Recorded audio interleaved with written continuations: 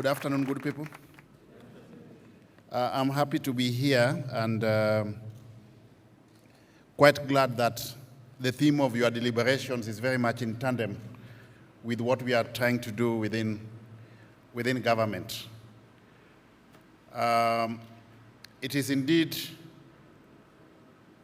an event of profound importance in our journey towards a digitally transformed government. We are the digital technology generation, rolling on the wheels of information and communication technology. But at the same time, you need to know that in equal measure, we are at a bit of crossroads because the decisions we make today will profoundly impact on the future generations. The digital revolution has not only changed the way we live or the way we work and interact, but has also ignited a powerful transformation within the public sector, or government for that matter. Unlike in gone times, governments of the future must be smart. And that smart future begins with current governments. And in all that we are doing as government, you are aware that we have to be in partnership with the private sector. So we cannot succeed in being smart without strategic alliances and partnerships with the private sector. That's why we keep on saying that we must work together. We must think together. That thought process requires the invaluable input of the private sector. As we embrace the concept of smart government, we are essentially acknowledging that our responsibility goes beyond governance. It extends to fostering innovation, enhancing service delivery, and ensuring that no citizen is left behind in the digital revolution. So digitalization is only useful or meaningful if it is also inclusive. So inclusivity in the digital space is imperative. Technological winds of change are blowing, ushering in a lot of promise. Therefore, government must bring this promise within the grasp of the people by harnessing the power of technology to create brighter futures for its citizens. And it is on this account, ladies and gentlemen, that Kenya's digital transformation has intentionally gained significant momentum during the tenure of the Kenya Kwanza government led by His Excellency President William Samoei Ruto. Our digital superhighway is one of the 5 thematic areas or pillars of our bottom-up economic transformation agenda, commonly referred to as the plan. This was deemed so, ladies and gentlemen, because in our view, technology is not just an enabler to everything that we want to do as government, it is also a critical success factor moving forward. And in this regard, therefore, the government is committed to providing universal broadband connectivity throughout the country. We have already embarked on the process of rolling out 100,000 kilometers of fiber optic cable to those parts of the country that hitherto had not been connected, so that we can access or facilitate the access of reliable and stable internet all over the country. And on this journey, again, we are partnering with the private sector on the rollout. We are also establishing and operationalizing 25,000 free Wi-Fi hotspots spread evenly all over the country, and we are targeting the markets, the bus termini, because these are largely or predominantly the segments of the society where those domiciled at the bottom of the economic pyramid are operating. We are setting up village digital hubs in each and every ward, which is the lowest level of our administrative unit. We are establishing a digital hub for 2 purposes. 1, to facilitate digital skilling for our youth. 2, correspondingly as government, we are linking up those youth with global technological companies, the private sector for that matter, for purposes of access to digital jobs. And with that infrastructure in place, we are going big on digital skilling. We have already embarked on that process. As we speak, we have trained a whopping 350,000 Kenyans on emerging technologies, basic digital skills to facilitate optimal uptake of the digital infrastructure that we are deploying. In the same space, we have so far, over the past 8 months, managed to facilitate acquisition of a total of 109,000 digital jobs. With that infrastructure in place, we are also pursuing a digital identity. We are at the tail end of that process. Very soon, in another month or so, we will officially be launching that initiative. We are also operationalizing digital signatures. So you can see that we are on the threshold of facilitating a paperless government. In the not too distant future, Kenyans will not have the need to physically visit government offices to consume any government service. They should be able to access government service from the comfort of wherever they are. And to facilitate access further again, we are aware we have been having a challenge of smartphones. Quite a critical segment of the Kenyan society still don't have smartphones.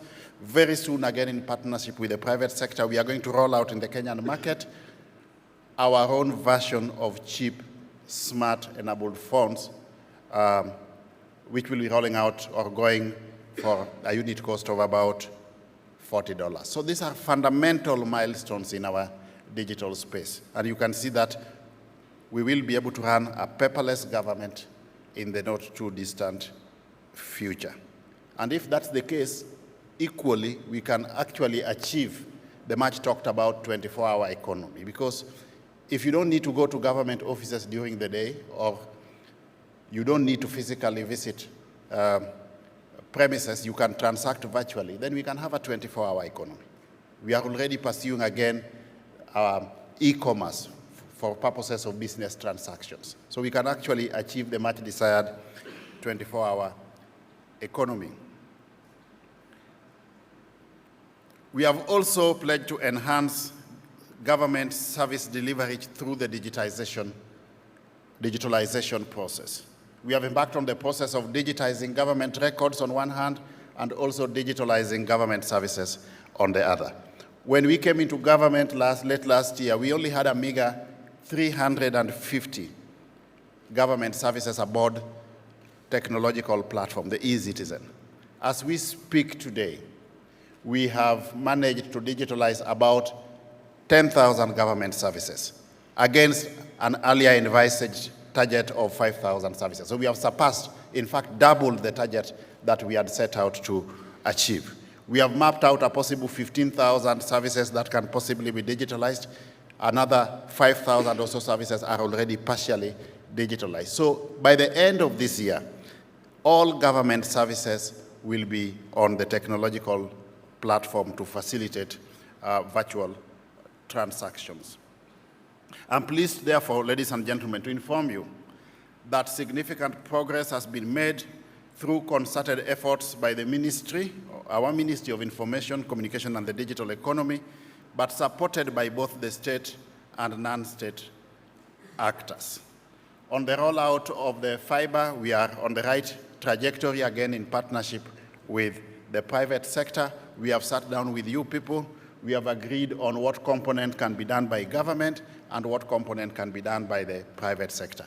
We have already contracted the service providers, so that is now work in progress. On internet connectivity, again, we are partnering with internet service providers in the private sector. We have already invited expressions of interest. We have already gotten submissions from 15 service providers. Again, within the next 2 weeks or so, we should be able to facilitate the rollout of that in earnest. As we speak, we have got 194 Wi-Fi hotspots in market places already. We have another 174 digital village hubs already established and operationalized. We have discussed with the county governments on possible partnership so that we move in tandem at both levels of of government, and we have agreed on what role they are going to play, what role we are also equally going to play. We have also agreed, discussed with members, our parliament, members of the National Assembly, we have agreed on how to partner so that we can have a massive rollout of the village digital laboratories. We are having a meeting with them again next week just to agree on the nitty-gritties of operationalization, and then we will be ready to go the full hog. In parallel, we have introduced the digital labs, the digital skilling programs, the Ajira, the Jitume program for purposes of the job, so we are making fundamental progress there as well. We are also digitizing the government records, and the strategy is to centralize all government services on the eCitizen digital platform. We have, as I said earlier, 15,125 services already mapped out for possible digitalization, 9,887 services already fully digitalized, another 5,238 partially digitalized. So our journey towards digital transformation is not only successful, but also has faced a bit of challenges. Issues to do with cybersecurity, which you are aware of. So in the course of this journey, we are ready again to work with you people so that we have a very comprehensive, robust risk mitigation framework around our digital platform so that we are not exposed to cyber insecurity. The more you digitalize, the more you get exposed to cyber insecurity. But you cannot stop digitalization because of cybersecurity. All we can do is to have a robust, elaborate, comprehensive risk mitigation framework in that space. So some of these challenges remind us that our commitment to smart government must be underpinned by robust cybersecurity measures, ethical data handling, and an unending resolve to leave no one behind.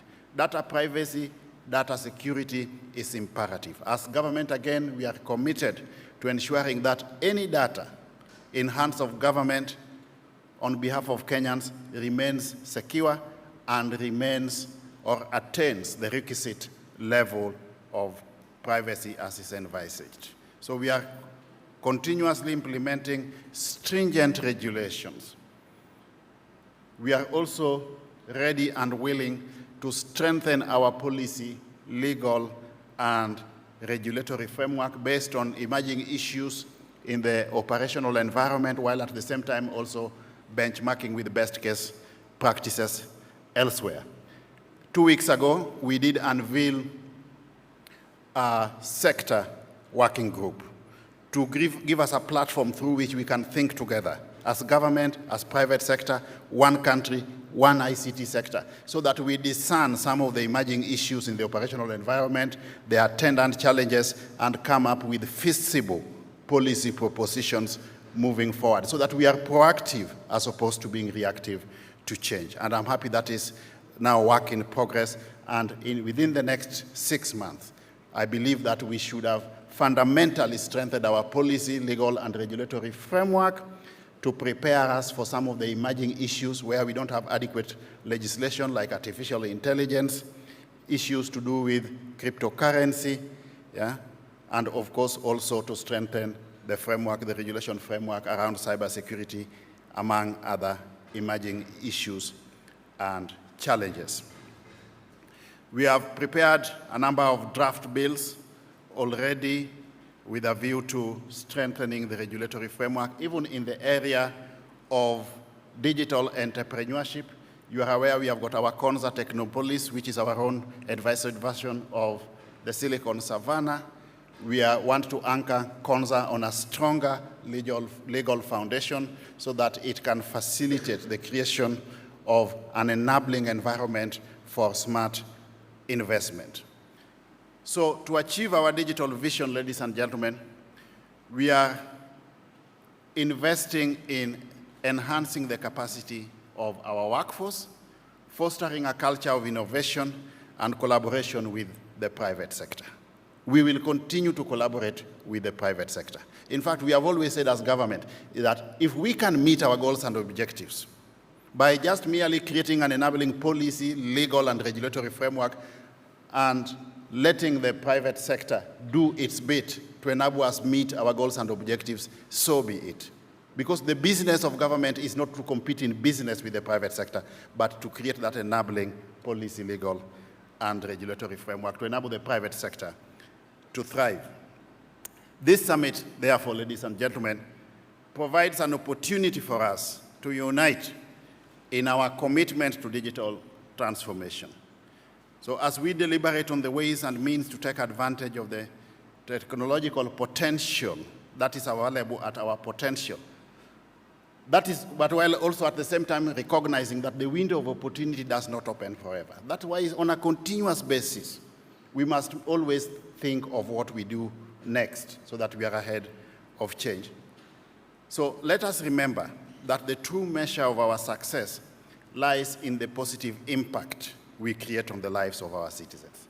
That's why I was very impressed in the course of the panel discussions here when I heard one of the participants or discussants mentioning that we need to be customer-centric, which means we start with the needs of the market and then we work backwards so that we are responsive to the demands of the market. Last but not least, let me express my profound belief that through our collective efforts, we will spawn a government that is not only smarter, but also more responsive to the demands of the market, while at the same time remaining duly accountable to the people as required. We look forward to working with you people, the private sector, in the foreseeable future on this journey so that we realize our vision of an empowered and digitalized Kenyan society. Working in tandem with the partnership with the private sector, I believe we should be able to scale the heights so that we position Kenya effectively as the ICT hub of Africa and also globally, strategically, by way of comparative advantage.